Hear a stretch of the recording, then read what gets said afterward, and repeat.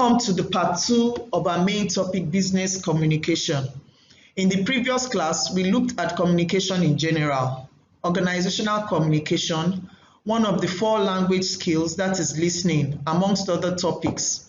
In this session, we'll delve into other aspects of business communication, such as writing as a skill, preparing business reports, writing minutes of meetings, etc. I hope that we'll be able to pick up new things as we go along. Writing is another aspect of the 4 language skills. It is important not only in communication generally, but also in business communication. This module will explain what writing is, the strategies and process involved in writing, and how to write effectively. Writing is peculiar to human beings and is a representation of a language with symbols such as words and punctuation marks to communicate thoughts and ideas in readable form. Writing is divided into 4 main types: expository, to explain an idea or a concept. It can be narrative in nature, to tell a story about what happened at an event or an incident. It can also be descriptive in nature, to describe, stroke, or account for something. It can be persuasive, to convince someone to agree to a line of action or thought.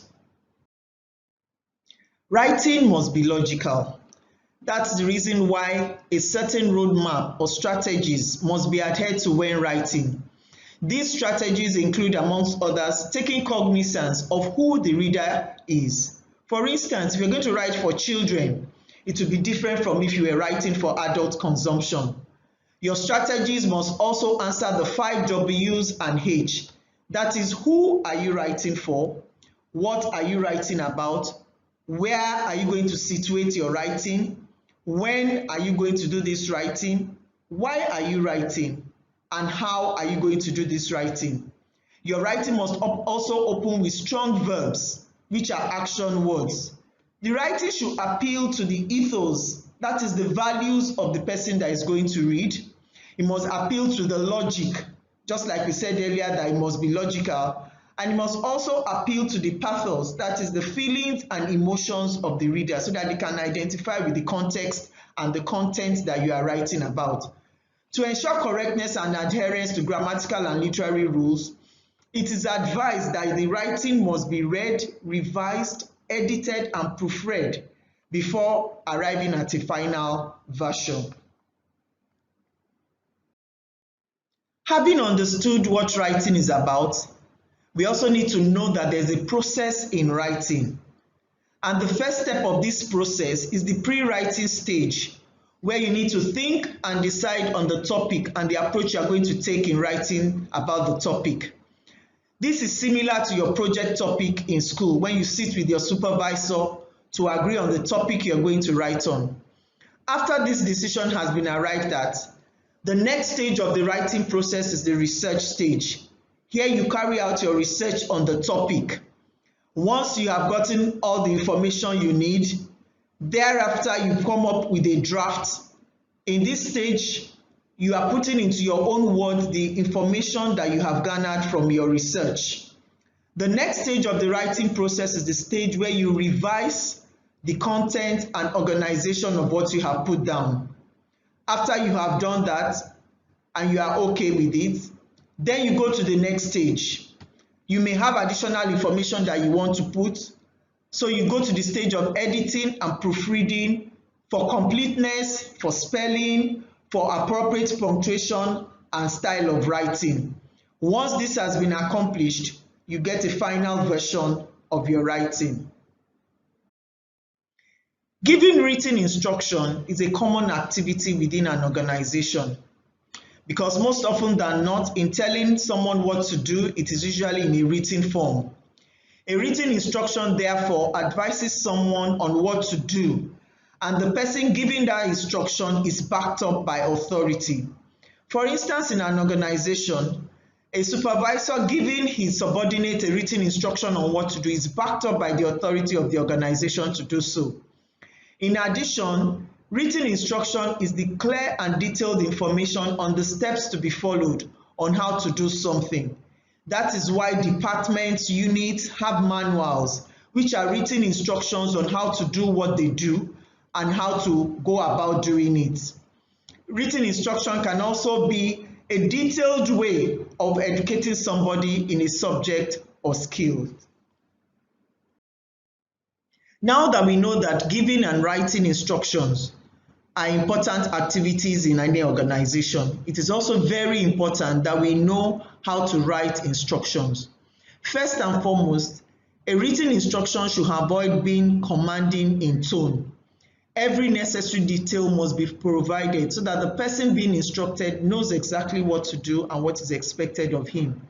He should also be able to tell his supervisor that he understands the instruction that has been given. The written instruction should emphasize what should be done and not what to avoid, while explaining the importance of the instruction. Once an instruction has been given, a supervisor should avoid micromanaging, that is, following up on every little detail that the subordinate is writing on.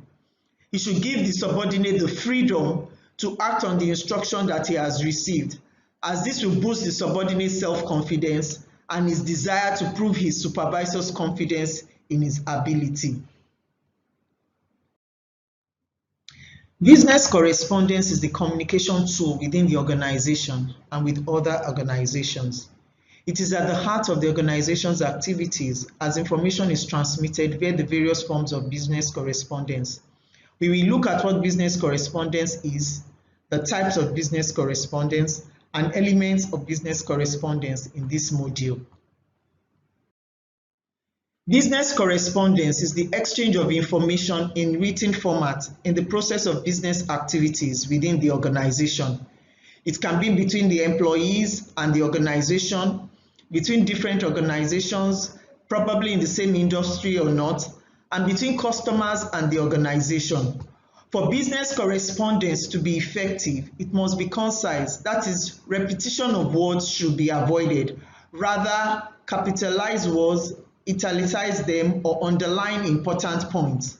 Furthermore, the business correspondence should also use appropriate structure, style, and grammar in writing, while retaining the focus on the subject matter and the aim of the communication. As stated earlier, we'll be looking at the different types of business correspondence.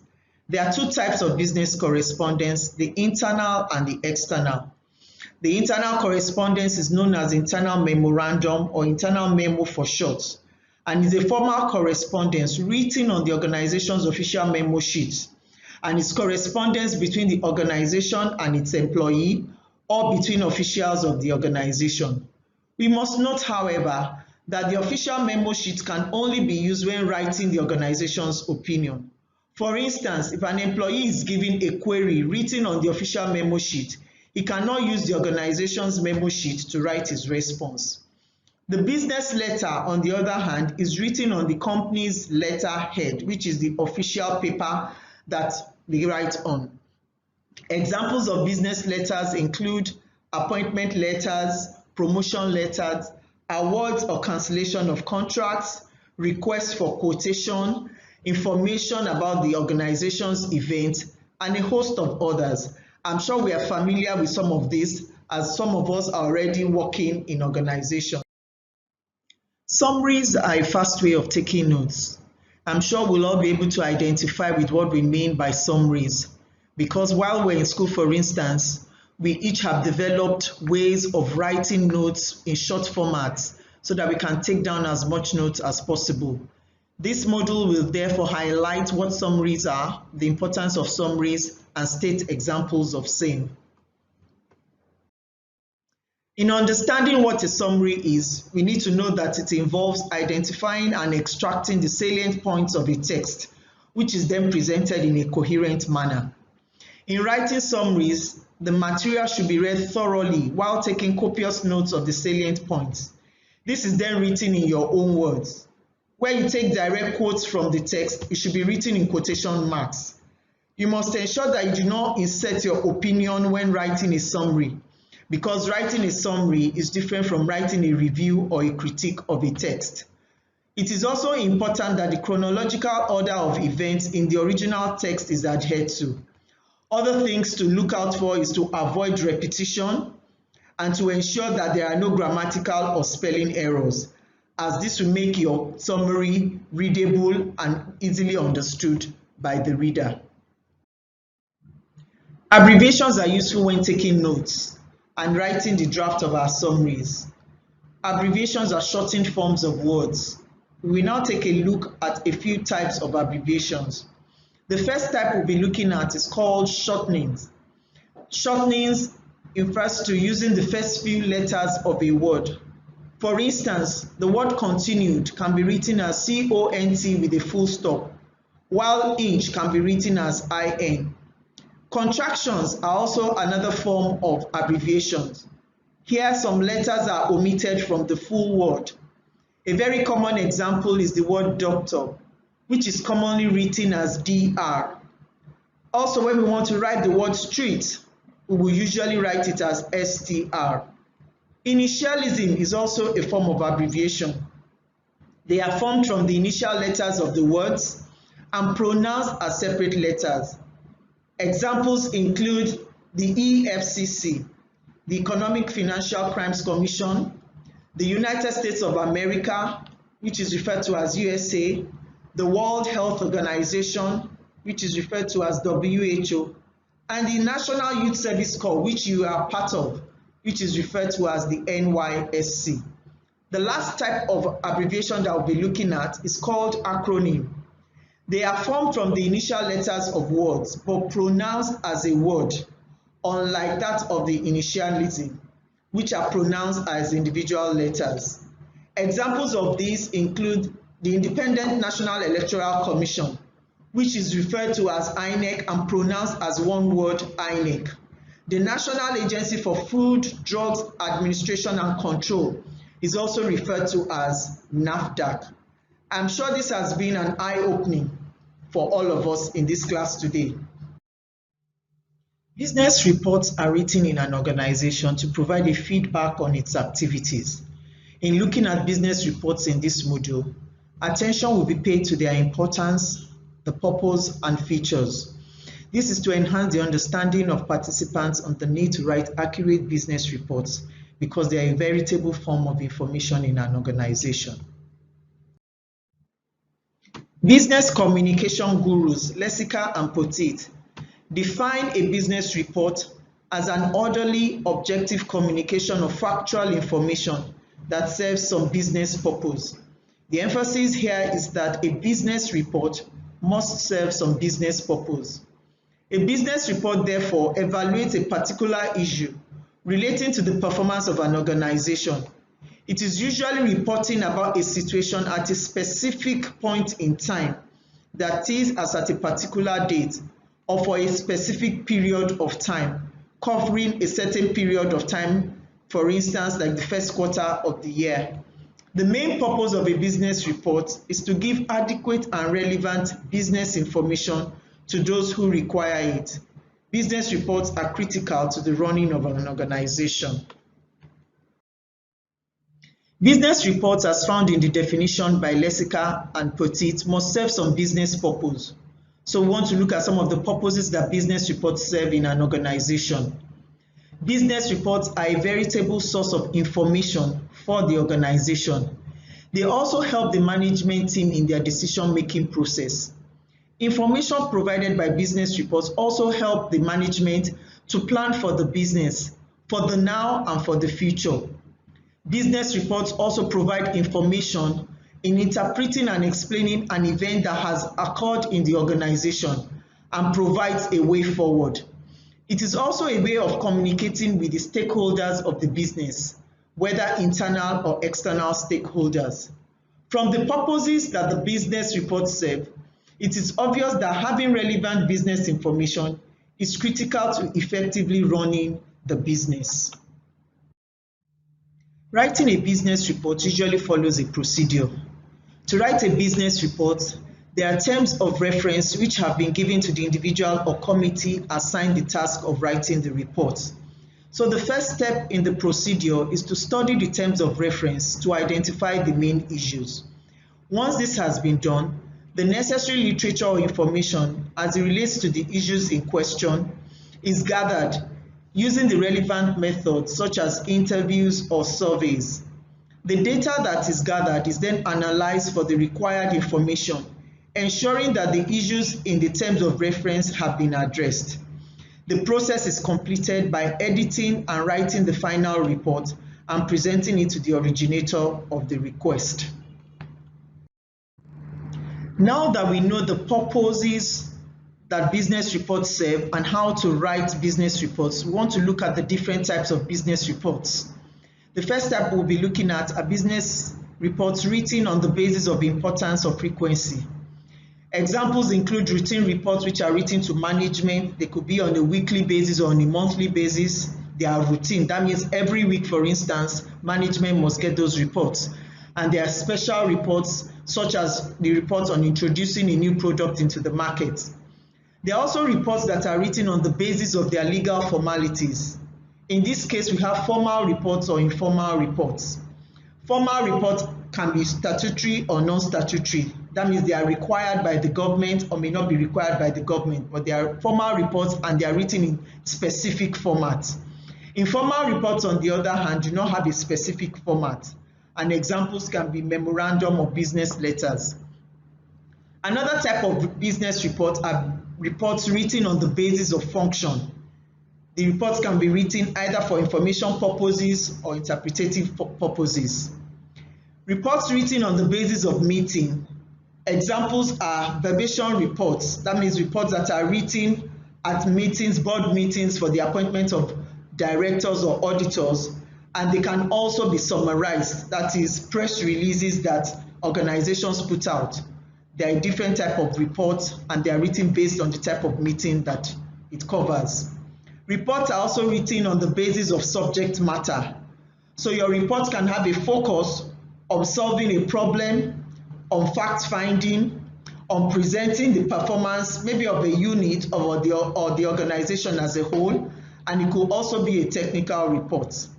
The last type of reports that we'll be looking at are reports of committees or subcommittees. We have standing committees. Those are committees that are set up in an organization and they are there permanently.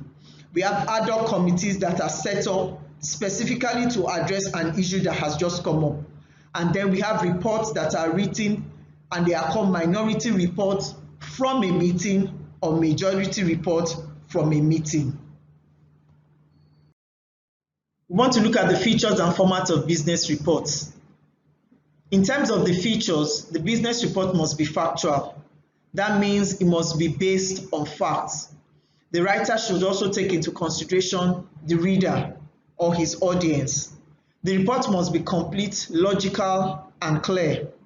It is also very important that there is grammatical accuracy in the report, and the report must be presented in a timely manner, that is, within the time frame that was allocated. The format of the reports will be as follows. There will be an executive summary, a table of contents, an introduction to what the business report is about.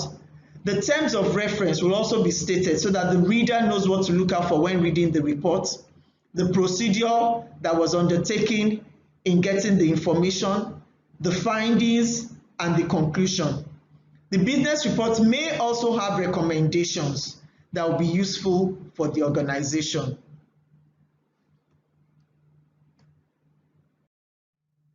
Just as with writing, meetings are a key aspect of activities in any organization. We will therefore be looking at the need for formal meetings and their roles in the organization. Formal meetings involve the coming together of at least two people to discuss issues related to the organization. This can be physical or virtual, as it obtains now due to the COVID-19 pandemic. Predetermined issues for discussion. Formal notice of meetings are typical of most formal meetings. Formal meetings are organized by the secretary, while proceedings are anchored by the chairman. Discussions and decisions arrived at are recorded in the minutes of the meeting. I am sure we are all familiar or have been involved in one form of formal meeting or the other. but we'll be going ahead to look at the role that formal meetings play in an organization. Meetings are essential for an organization's progress. Meetings are held to reach a common decision or agreement. They can also be held to solve a problem that has cropped up in the organization. Meetings are held to understand the situation, to exchange ideas and experiences, and to look for the way forward. At meetings, we also get information. We are able to explain and present our ideas concerning a particular situation. We are able to get and give feedback on new ideas. Meetings can also be held to review past performance and to evaluate it with a view to charting a new way forward. Meetings can also be held to plan and prepare action, while it is also a way of giving training to those that require it. As stated earlier, secretaries are responsible for organizing meetings. In addition to this, they also play other roles. The secretary is responsible for sending out the notices of meeting and agenda to members within the time frame stated in the Articles and Memorandum of Association or Constitution of the organization. The secretary is responsible for ensuring that the venue of the meeting is ready for use. The secretary, very importantly, takes minutes at meetings and sends the minutes out to the chairman for vetting before circulating to other members. The secretary is also responsible for circulating reports on assigned tasks and is responsible also for the general welfare of members of the board. Minutes writing is an important feedback mechanism from meetings.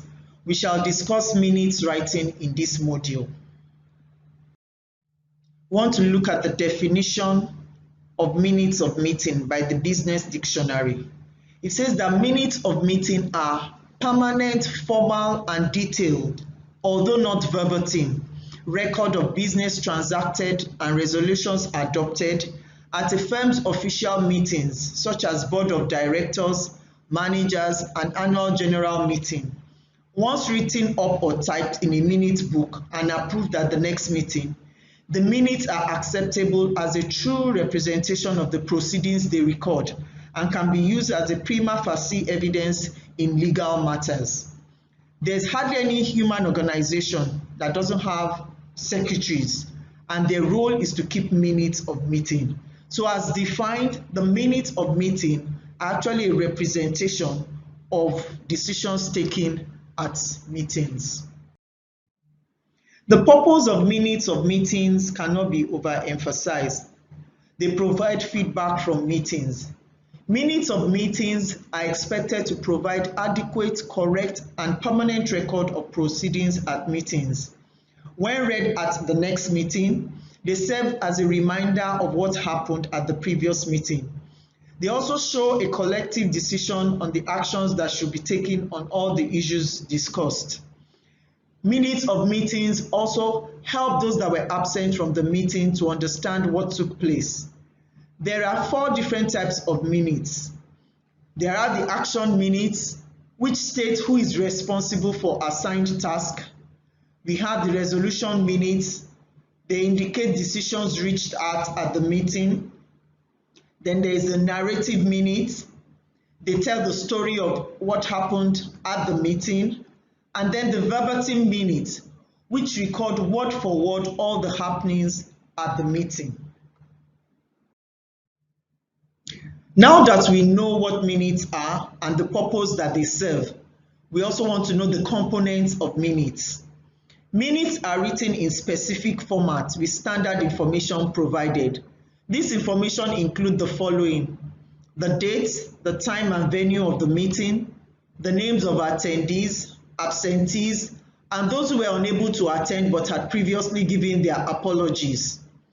Opening of the meeting is stated, the agenda items and discussions, the decisions arrived at, the tasks that were assigned and those responsible for them. It will indicate matters arising from the discussions that were held, and it will also state the date, the time, venue of the follow-up meeting, and also the closing of the meeting. We have come to the end of part 2 of the topic business communication. In this session, we have looked at topics such as writing, business correspondence, business reports, minutes of meetings, and so on, which are relevant in business communication. I believe that at the end of this session, your knowledge has been enhanced in these aspects of business communication. We'll be looking at other aspects of it in the next session. Thank you.